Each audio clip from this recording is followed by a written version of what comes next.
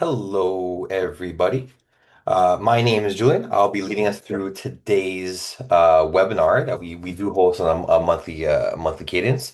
Looking forward to kind of bringing you through kind of a general overview of what is mission control, kind of say some standard use cases, and kind of hopefully allow more questions to come. Where I'm more than happy to kind of keep an eye open if there are any questions, thoughts, ideas during this conversation.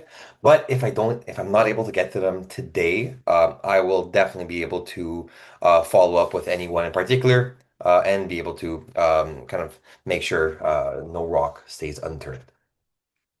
So, with that being said, I'd like to maybe kick off with a quick slide deck just to kind of give you a rundown of who we are, what we do, all that fun information, and then jump into a demo from there. So, even though some of the information I'll be sharing prior to jumping in we'll have kind of say when I jump into the software, everything will make a little bit more sense. So, with that being said, here, let me share my screen.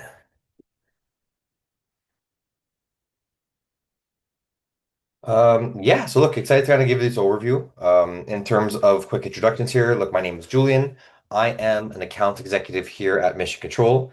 Account executive here at Mission Control, we all double as sales engineers. So the account executives are Josh, who manages APAC and Pacific time zone, Lexi, who manages Central time zone, and myself, I manage Eastern time zone and all of Europe.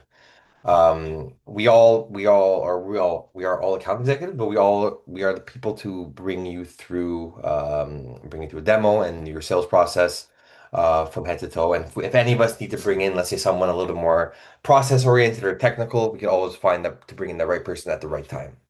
And some of those people might include Victor. Victor at bottom right corner, you see he is the head of our services team. He's actually also our own internal admin. So above and beyond being a great resource to kind of say bring in just because he knows like, technically our platform inside and out. He's also a great resource because he's our own internal admin and he's a wealth of knowledge in terms of best practices. On the top right, you'll see Corey Kleinbauer, who is our CRO. He's relatively new to the team, but not new to the Salesforce ecosystem. He's an amazing resource. Let's say when we are coming towards the end of the sales cycle and we need to kind of find out creative solutions to get things moving forward. He's an awesome resource to bring in at that point in time. And then there is Colin Johnson, who is our founder and CEO, co-founder and CEO. He's been in the ecosystem for 20 years. He's a great resource in terms of Salesforce, but also in terms of professional services and automation. So uh, these are some faces that you might come across when interacting with Mission Control in a pre-sales capacity. So starting off, we'll kind of say to kind of contextualize what you'll be seeing today. First and foremost, why Mission Control? Why are we a leader in the space? First and foremost is that we are 100% native to Salesforce, meaning you'll never need to sign into Mission Control. By signing into Salesforce, you have access to all of our objects and features. And basically, the core benefits of using Salesforce, um, security, permissions, approval processes, data loader, API. Basically, we share the same benefits, but also think of us as a layer of project management added to your environment. Everything works out of the box. You know, we are a PSA, so professional service automation solution. The idea here is like typically these are kind of it's a little bit unheard of for this to be fully out of the box, but we truly are. Um, so we are a fairly robust solution in terms of what we have to offer with three major releases a year. The idea is focus on what's important and hide what isn't. We are heavily led by feature requests from our customers. And basically, with that being said, we're a fairly robust solution. So, and we're also fairly modular as well. So, whatever might not be important for an individual group or team, you could definitely hide and basically have it be personalized for personas and groups as well. Quick and easy implementation, being that we're a managed package off the App Exchange. One click off that App Exchange link, it downloads directly into your sandbox or production. And then really kind of what implementation is identifying what are the workflows, what are the kind of say, are there permissions, really kind of just like editing layouts more so than anything and making sure every member in your team has the least amount of clicks as possible to kind of reach their desired outcome. So in terms of implementation, we have our own professional services team led by Victor. We also have um, a deep body of partners around the world who all specialize in different verticals, where we are able to leverage them if it would make sense for specific scenarios. Um, Along with that, we also do have, let's say, our self-onboarding path. So we do have amazing collateral here at Mission Control. So just under 700 knowledge base articles. There are countless videos, campfires. We host two webinars a month, one on the sales side, one on the success side. And we also have our own proprietary learning portal. It's not Trailhead. Basically, it's a portal that allows you to become persona certified, either it be let's say admin, implementation, whatever it is. We have a series of personas that you could become certified and really kind of self-learn onto the platform. And if that's not enough, we do have as close as possible to 24-hour support. So with our headquarters based in Australia, most of our success team in the US, think of it as like roughly like 20 hours a day, 6 days a week, you will get a response within 4 hours. So in terms of, I guess, even NPS scoring, we do fare a little bit higher in terms of our worthy rivals. Um, and even kind of like the timeline to go live. Obviously, every company is different. But we do see, we have noted that roughly 88% of our customers are live within 1 month. And that just speaks to the kind of to the nature of our success and service team, and along with kind of to how we were built to kind of really prompt and a quick and easy go live. So, in terms of features and functionalities, Mission Control at its core, what we are is a PSA, professional service automation solution, which marries three ideas together: resource management, project management, and time. Having these three kind of say at their end, they could be all point solutions, but having them all kind of seamlessly live within your CRM, where you are able to go from, let's say, lead to quote to template to resourcing, staffing, all the way down to cash, invoicing, and cash, is very powerful. Just keep in mind where every data point you'll be seeing today can be reported on within native Salesforce reporting, where no matter how you run your projects or how you run your business, you really can manage that 360 full life cycle within the Salesforce platform. And again, like I said earlier, if there's pieces that they are less important for you, if you say, hey, Julian, look, we only look at project level down, we don't care about portfolios or programs, that's fine. Basically, you don't need to interact with those bits. But keep in mind, we do have them there for you when you kind of grow, when you do grow into them. So, a brief history on our firm. We've been on the App Exchange for just under 15 years. So, our CTO and our CEO are the actual founders of our solution, meaning no part of Mission Control has ever been acquired. We truly are one solution. So, if you think of, let's say, dependencies or kind of say risks, or let's say when you're staffing a project, these aren't separate solutions that kind of you need to kind of connect throughout as you go. We truly are one solution. And we are also actually the first users of it, meaning we use Mission Control to drive our product, develop product. Our service team uses it. I use it on the sales side.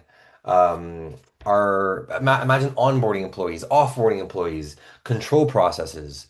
Head to toe could be managed on Mission Control, and we're more than happy to share how we use our solution to maybe to other companies, or maybe how companies like your own use Mission Control. So we're definitely happy to kind of guide you through that scenario.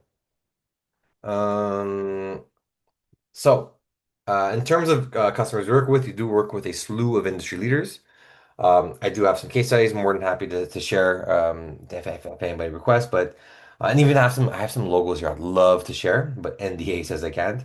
That just speaks to the depth of our kind of say our footprint within the PSA or the service ecosystem. So, with that being said, let's see it. Here we go. And here we go. So let me share my screen again. So this is Mission Control. It might look familiar because it is Salesforce, one of the same. We are a series of custom objects that live in your environment. Mission Control, as an organization, we have no access to your data. Everything lives within your Salesforce environment. Where if your team has like okayed the use of Salesforce in terms of security and data protocols, that would make a difference. So that's we don't have any access to your data. And you can see, let's say we're starting off on a report page where basically every data point I'll be showing today can be reported on within reports and pushed into Salesforce dashboards. And then what you can see on top is that basically that we seamlessly interact with the Salesforce ecosystem. You can see over here like dashboards, home, accounts, contacts, opportunities, leads, core Salesforce functionality. Then you start to see some mission control features like projects, timesheet, scheduler, Gantt chart, meeting manager, and all this fun stuff down here. The idea is focus on what's important and really hide what isn't. So let's say as an individual contributor, let's say when an admin might prefer to see every little thing over here versus let's say someone who just wants to see light who just wants a little bit more of a focused view where they could just have access to let's say um, projects, actions, dashboards, Kanban board, and Gantt chart. Really kind of building out tailored experiences for different users. Now, what I'm going to do today is I'm gonna automate a project creation from a automate a project creation from a opportunity. But not everything needs to be automated. You're always able to just go and create a new project, an ad hoc project on the go. You can always create a project that's not related to an account, that's not related to an opportunity based on, let's say, existing templates. Very easy to navigate through the system. But before I go and create that project, I want to do a quick fundamentals here for us. So because I'm going to be staffing individuals to projects, and I want to show you kind of where that data lives and kind of who are those resources, where does that data live, and kind of why am I seeing greens, why am I seeing reds, and why am I seeing yellows on different pages. So what is a role? Who is a role? And I just opened up my own role record. So a role is someone who's assigned to projects, has some data behind them. They're assigned to teams, has some skills, and some more information. So you can see over here, I am a project manager. It's my title and function. I work 5 days a week, 8 hours a day, which rolls up to 40 hours. Now, I have a target of 80%. So you'll see on certain pages, I might be in the green, might be in the red, might be in the yellow. That's all based on my own personal target. Let's say if you do have an external who's working, let's say 20 hours a week and you want their target to be 100%, their green, their red, their yellow will be very different than my own. Um, in terms of let's say you see over here I have bill rate and cost rate. That's just my own. So let's say there's multiple billing types you can have at a project level.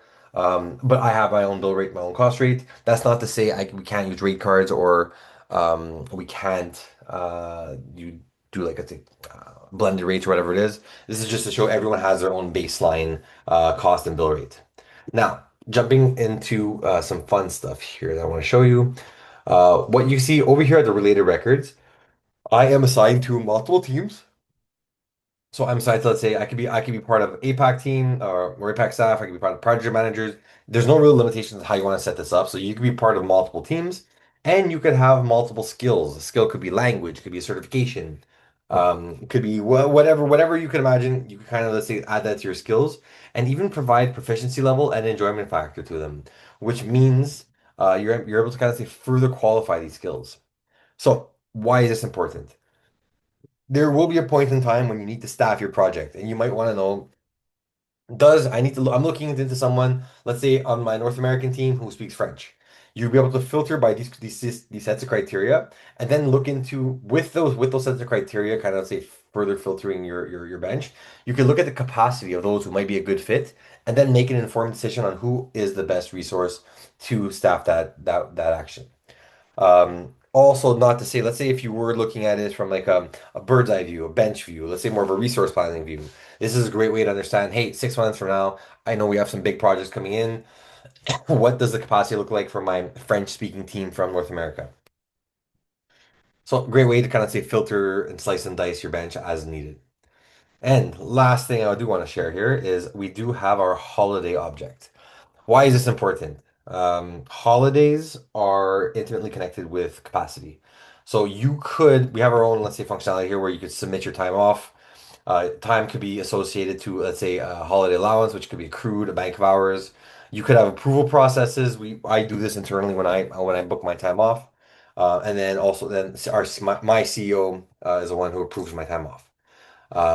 So just to say here, this is basically we do have the functionality for time off, but if you were to say, hey, we use an outside system, we want to make sure that this outside system is remains the source of truth for PTO, but we want to push it into Salesforce or Mission Control. How we would do that, or let's say how we would interact with any outside system, would be through the Salesforce API. Because Mission Control is 100% native to Salesforce, how we kind of say push and pull data points from external systems is by leveraging bridges to Salesforce and then basically having um, us leverage that API for our own benefit.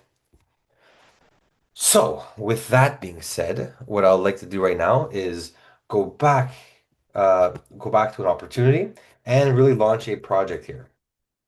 So I created an opportunity earlier, super standard, nothing special in terms of this, in terms of mission control. Every organization, I'm sure you have your own statuses, your own points here. What you could also see here is that you have your own field, and you also on the right hand side, you'll start to see some mission control objects like forecasts, projects, project requests, change requests. These are all mission control objects. Now, what I want to show you is kind of the handoff, that handshake between an opportunity and a project. There are many ways for us to go about generating a project from an opportunity. Um, Personally, so basically, I could talk hours about all the different generation methods. Something I often see is by leveraging products. So if you add multiple products to an opportunity, you would be able to, let's say, build these products would have mission control templates assigned to them. So think of it, you'd be able to add like four products. You'd be able to build a modular project by having those four products attached to an opportunity. Or you might say, hey, Julian, I'd much prefer those four products to be four separate projects. Totally fine as well. Um, and really kind of what would be the catalyst for kind of the project creation is using one of these statuses. So in this environment, so what I'm gonna do is I'm actually gonna keep this as simple as possible today. I'm gonna go in, grab a project template, make my project start date be today. My generation method is gonna be based on the status change, and I'm gonna save this. So what we're gonna see now is that basically by moving my status to the appropriate status, it will trigger the project creation. So you'll see here there are no projects that are live. By moving this to closed one, a project will be generated, and basically we could jump into this project over here. Something to note is projects could be as granular and detailed as you need them to be, or as high level and bucket like. You could just have these essentially these horizontal lines where you're saying, hey, I need to have a consultant do 30% of their billable over the next 2 weeks. Or I need someone to do, let's say, 50 hours over the next month or whatever it is. They could just be these static lines, or it could be these very like waterfall oriented breakdowns. Even if you're doing agile projects, we do have some agile interfaces that really help for sprint planning. But there's no one way or there's no right way or wrong way. It's all like it could be dynamic. Really, how you run your projects, we are able to really work with you there. So with that being said, let's jump into the actual project right now.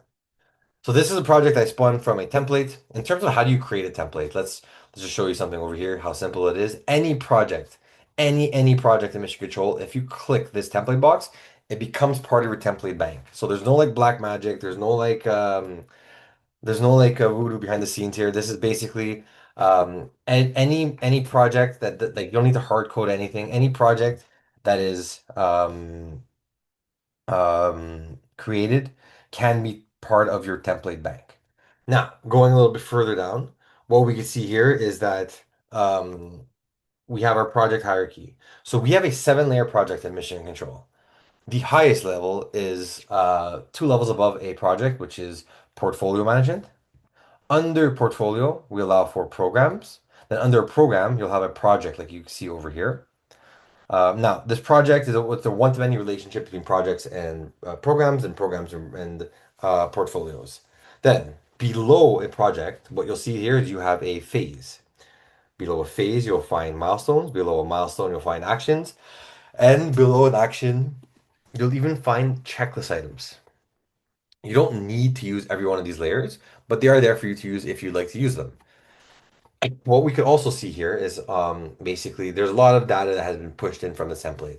Like right now, what we are assuming is that basically I have, let's say, internal testing that's going to take 4 hours, and it's going to be a consultant doing it between these days. I'm going to show you a little bit later on how we can kind of play around with this and start adding some named users to this project.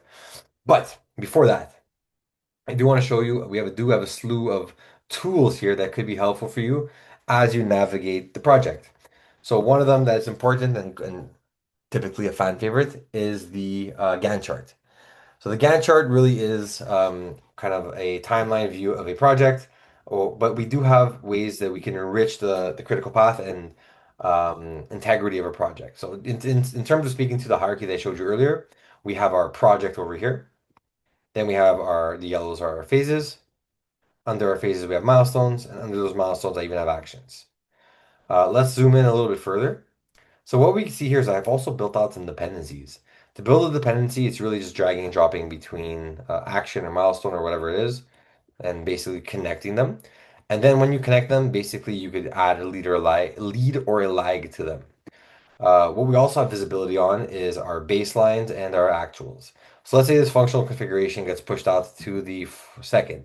Because of all those dependencies I do have, everything will push out in accordance and basically maintain this critical path.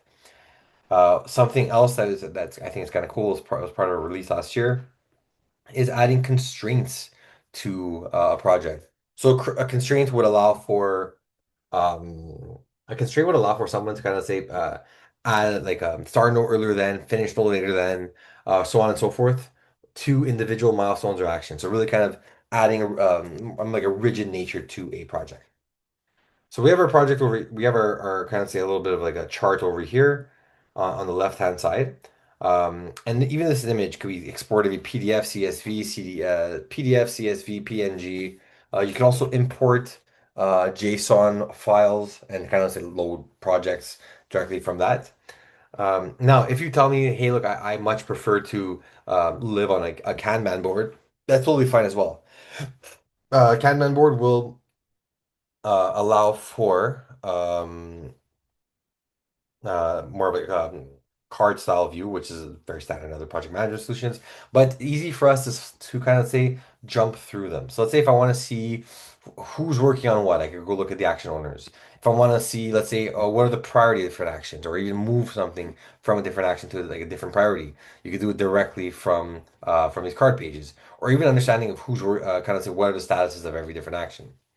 Now, what I'm showing you here in terms of, let's say, the Gantt chart and the whiteboard, I'm showing you at the project level right now. But these both exist at the company-wide level as well. So there is a global Gantt chart where you'd be able to, say, filter between different project types. I want to look at different date ranges, action types, owners of actions, whatever it is. So you can slice and dice this as required. So let's say if hypothetically I want to go look at hey, I want to go look at the statuses of all the actions of that my developers are working on. You could definitely do it from a Kanban board or even from a Gantt chart as well. Now, I want to open up a project that has a little bit more data into it right now because I want to show you risks as well. So in Mission Control, we allow for risks and issues. The language we use here are risks are things that can happen, issues are things that are happening.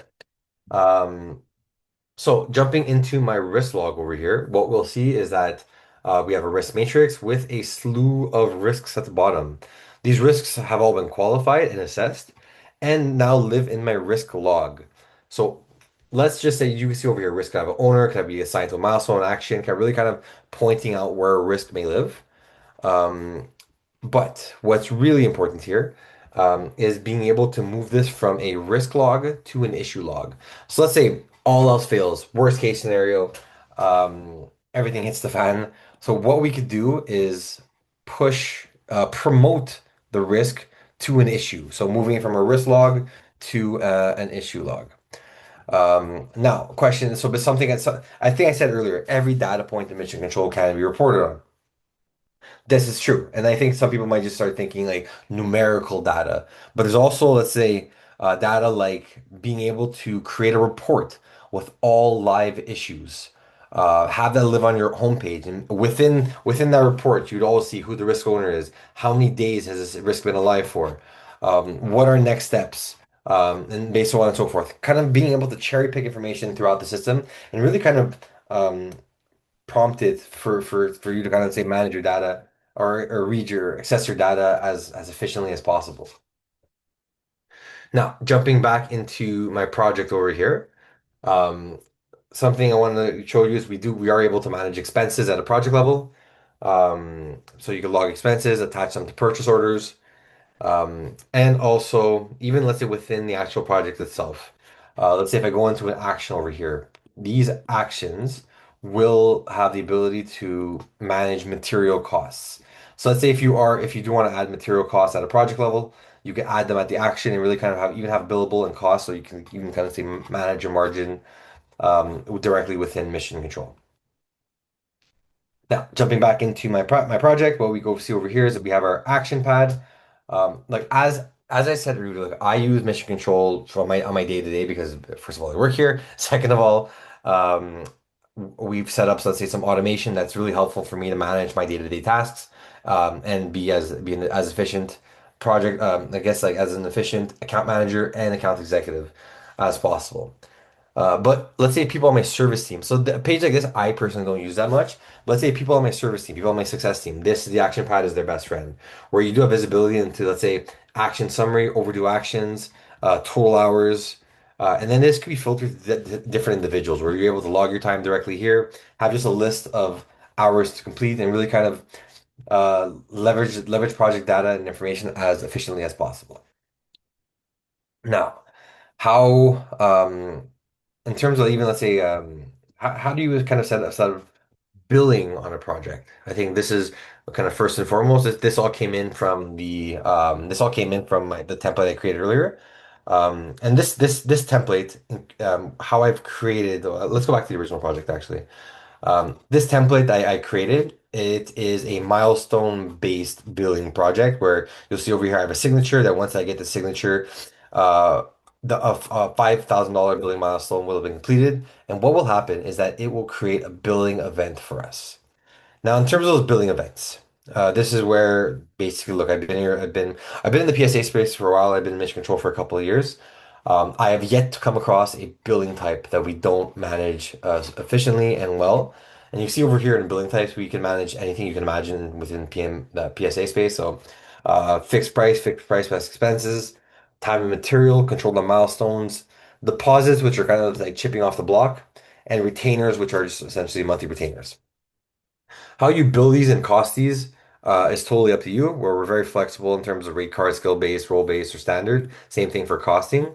And then even in terms of, let's say if you're doing time and material and you're looking to do billing cycle, which would be periodic, or and you want your billing frequency to be, let's say, weekly, fortnightly, or whatever it is, you are able to set up your billing events as needed directly within Mission Control. Now, in terms of what happens there. So like mission control is not an ERP. Mission control is not a general ledger.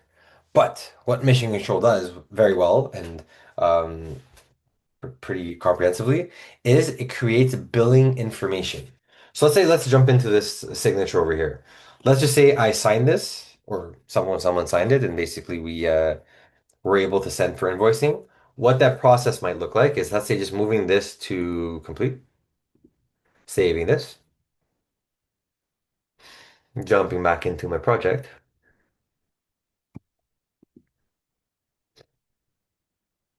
And what we'll see here is that basically a billing event has been created. So what to do with this billing event? If you leverage, let's say, if you're using, let's say, accounting seed or let's say a fully native accounting solution, you could basically just within Salesforce push information from here to accounting seed without the need to leverage any API. If you are using, let's say, QuickBooks, Zero, Sage, any other point general ledger, you basically, by building a bridge to Salesforce, you could push this information directly from your accounting solution, directly from Mission Control to your accounting solution. Now, if let's say you're saying, hey, that might be interesting, but for let's say phase one, what do we do? end of the month, line in, line out, or let's say bi-weekly or whatever cadence you're looking for, you could just download all your billing events and push it into your accounting solution. So kind of say the term that's in terms of creating billing events. Now we might want to ask. I ask myself, I'm working on a project. How do I collaborate on this project? There's a lot of information here that's awesome, but but there are some kind of some points here like if I want to share a project status, how do I do that outwardly? So every project in Mission Control, you can at any point in time create a status report. This is a bit of an aha moment for a lot of people because creating a status report, or let's say the amount of effort and time going into like individual status reports can be hours a week, or let's say like dozens of hours a month, let's say depending on the size of your organization, where you might ask yourself, what could your team be better doing with that time if this could be an automated process? So let's say at the project level, I'll always be able to create a status report. I have a status report that's a little bit more robust and well-rounded, let's say. So this is a status report that would get generated just by clicking that button, or you can even subscribe to it as well. So by jumping into this status report, you see that it's double branded. You can have your branding, your customer's branding. You could have a health check that you can manually input, or you could even leverage the Mission Control Agent Force app, where you could automatically generate project health checks. Something else you could see is we also have project summary over here. You can see kind of a snapshot into the project completion, where you are able to look into where you're at in certain milestone, task complete, and some more information as well.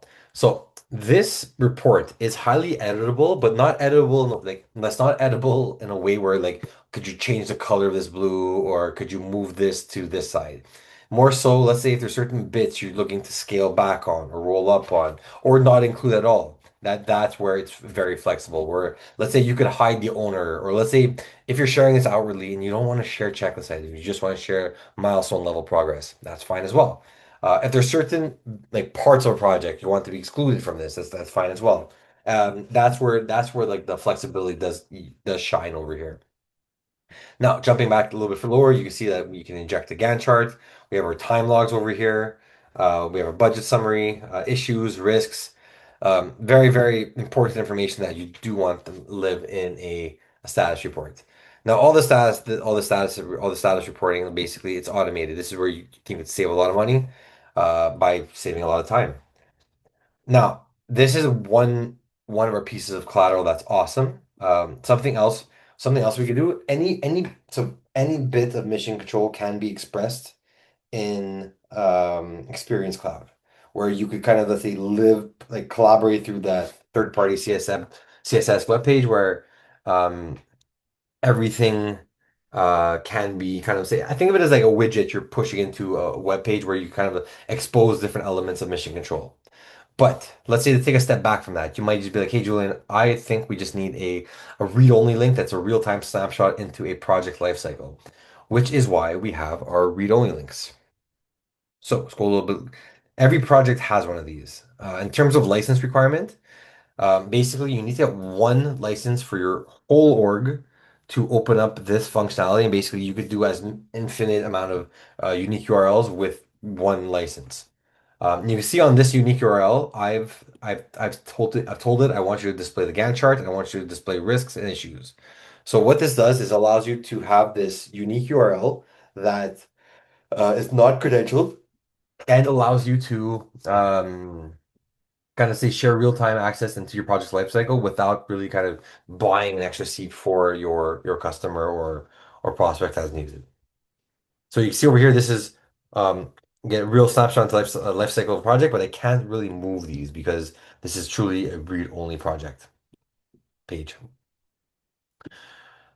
So going back into actually, there's actually one more level of collaboration that's awesome. We have something called the digest. It's essentially a series of automated emails. And what's interesting about the digest is basically you are able to assign actions to non-Salesforce users. Um, and these actions basically will be prompted to them via digest emails or basically automated emails.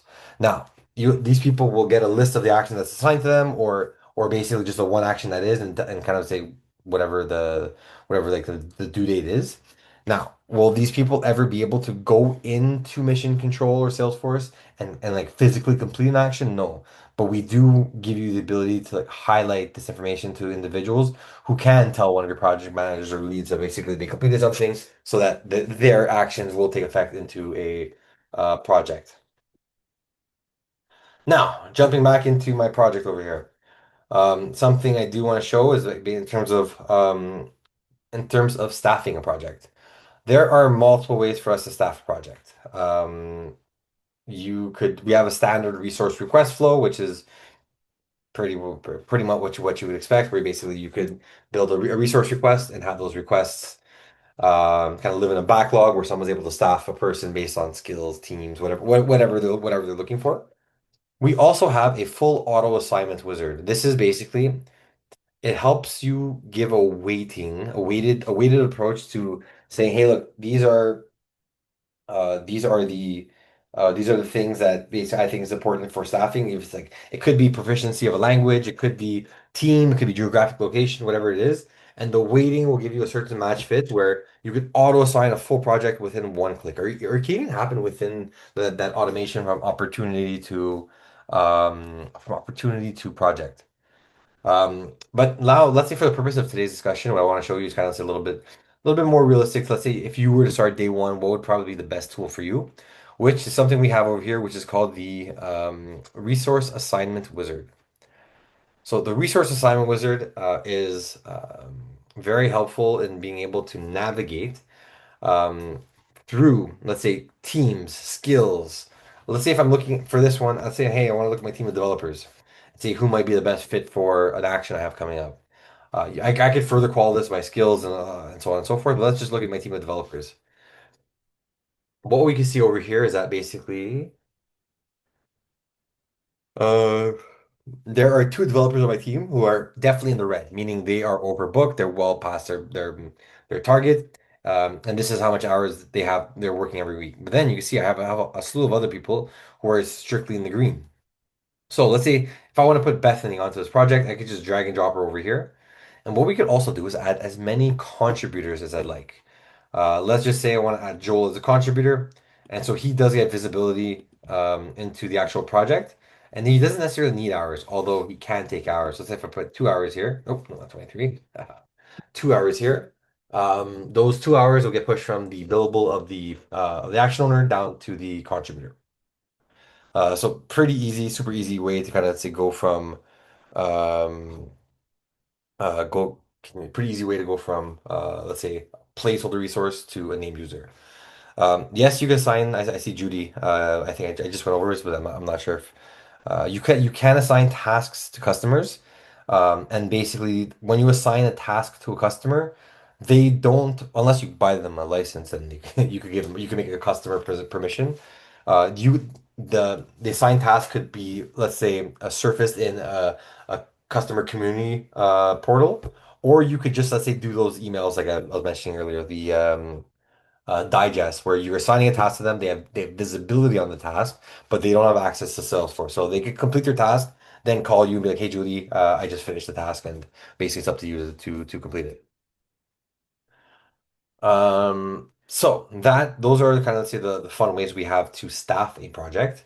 Now, something I know that's always interesting and kind of core to Mission Control PSA is logging time. So how do we log time? We have a bunch of cool and innovative ways to log time. Anywhere in mission control, you see these hour clocks. If it's in a Gantt chart, a whiteboard, um, action pad, you'll see these everywhere. And you can log your time directly by clicking on them wherever you see it. So you could qualify your time log. You could qualify your time log over here. You are able to force notes on a time log. You could just say, hey, I worked 4 hours over here, or you could even use like a stopwatch functionality, and basically have qualified time logs that you essentially can report on.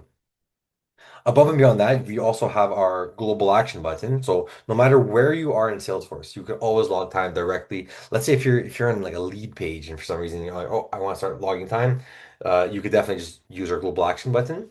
And as much as I love these cool ways to log time, realistically, the way everyone will log time is through a timesheet. So what we do is we are able to surface all your time logs directly into a timesheet. So you don't need to necessarily go in and you don't need to necessarily go in and uh, put your things you're working on. Everything will be automated to be automated live for you. And basically, you'll see over here. Let's say I have 4 hours booked on the 16th. By to complete those, let's say I just put four, double click into it. We force notes. You don't necessarily need to force notes, but you could force your notes here to say, hey, I worked on X, Y, Z, and then save that, and then have it go. If you need to have it go for approval, that's fine. We are able to push calendar events into your timesheet as well. Be if you're on, let's say, Microsoft or Google. And pretty simple, pretty straightforward. Um, if you let's say if you have like internal admin projects like or internal projects like or like travel, admin, learning, whatever it is, you could also have like evergreen projects over here that basically could be company wide or just to an individual. So you are able to really get that 24 or like the 360 view of how your team is spending their time and make sure they're hitting their targets. So now that we've staffed the project, we logged some time. Something that I do typically like to show on these is 'cause I think this tool is so cool. It's called the scheduler. Think of it as a bit like it's a Gantt chart meets a resource planner, where it has different functionality. And to a certain degree, you could just leverage this to look at your bench and understand, let's say, my hours total, like who's working on what. You can break down the hours between billable, non-billable, exempt, and holiday. Over here, let's say I want to go, and you can filter this as needed as well. So I think before we were looking at my developers, so might as well let's go look at some developers again. So I want to go look at what do the calendars look like for my developer team. I can see Anthony and Chris definitely overbooked. They're both so Anthony's working on a FedEx project and I think Chris is working on something else. But you see there is a lot more hours here that could be staffed. So if I jump into my action button over here, this is where it's very flexible. Let's say Anthony, for some reason, he tells me, "Hey Julian, I have some personal issues. I can't be working on this week." I can say, "No problem, Anthony. Let me just move that into Joel's." So you could just drag and drop actions between individuals, change the dates. You could leverage this as needed to really kind of get the most out of your bench, and filter between, let's say, different teams, different skill sets, whatever it is, and really have a better understanding of who's working on what. You could color code all your projects, so basically they don't need to be all blue. You could create your actions over here or even log holidays directly from the scheduler, which does become a very powerful tool for us. So, but in terms of, let's say, even going on that scheduler tip right now, let's go look at my resource planner. Resource planner is interesting because Um, basically, standard resource planner, which you expect is looking into capacity, um, what like kind of understanding what does our bench look like today. But something that's really cool here is gives you a snapshot into what it might look like tomorrow. Really giving you kind of say like a soft booking type experience where so we all know basically how this works is basically projects that are associated to opportunities, every status is a different percentage. You can make these all customized if you want. But let's say typically if you hit the price quote phase, you might say, hey, this is a 70% assured project that we're probably going to win. So what you're able to do is include opportunity probabilities into these views. So basically, you're taking some projects that have yet to be kind of closed won, but you putting them into like a very probable bucket because you're saying, hey, look, I think these 70, if you hit this stage, 70% of the time we do win. So you're able to include that into these views and really get a better understanding of what your bench looks like today in terms of teams or individuals, and also what it looks like tomorrow as well. Leveraging this as you need for those individuals. Now, let's say even from a resource utilization view, something we have overall as well is role utilization chart. This is super helpful when you really kind of want to try to slice and dice your team. Let's say I want to look at my team of project managers. between these dates. Let's just go a little bit further back over here. And go. So by doing that, it's going to generate a report for me, and I could jump directly into the report over here where I'm going to have some analytics and seeing kind of, let's say, are people hitting their targets, so on and so forth. So looking into my team of project managers right now.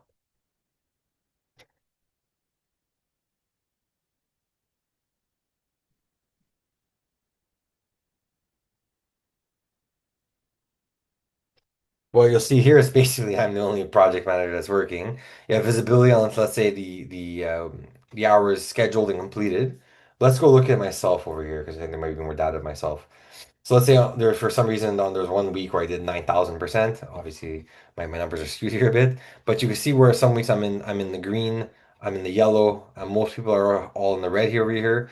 Where you this is where you would kind of see like if what's people's billable capacity, performance percentage, what do they target, and really kind of giving you that holistic view of understanding who's working on what and if everyone's really hitting their targets. Um, So this is when I honestly, this is Mission Control. I could talk on this for hours. It's an amazing solution. But the thing I think at a certain point we do need to take a step back here and really kind of understand that everything here can be reported on. I could go into the views, going a little bit deeper into um, program level, portfolio level, all that fun stuff. But part of it, let's say when I started this conversation, was saying that we do have amazing collateral online. Um, if you go to our support website, so preca.com/support, you will notice that we have all of our training videos over here ready for you. It's really any little bit you can imagine in mission control. We have training videos that are super helpful that have been created mostly by our success team. If you are a little bit more curious and you want to have go into knowledge base articles, just under 700 knowledge base articles, like every object in our solution has one of these. So let's say I was showing you my Gantt chart earlier. If you're interested in kind of better understanding the nitty-gritty of your Gantt charts and really kind of understand what every button means, this is going to be your best friend. We also have a user guide directly over here directly within the support page. And you could also go ahead and create a ticket directly from here. Again, along with this, we have our campfires, Cosmo campfires, which are amazing little tidbits of information um, that allow you to kind of say understand best practices when it comes to, let's say, status reports or creating billing events or whatever it is. And even let's say if you want to kind of look at what a quick start guide looks like, we have all this online available for you. So with that being said, this is always a fun it's always a fun time kind of going through our solution together. Uh, and I want you to know that if you do have any other questions, any thoughts, any ideas, feel free to reach out to myself, julian.ricciardi@preca.com. On our website, you go ask a question, request a demo. We're always super quick to respond. More than happy to kind of help bring you through your learning process and see if Mission Control can help out your organization. So, with that being said, both myself and Cosmo, our little mascot, are saying, see you later and catch you on the next one. Bye, guys.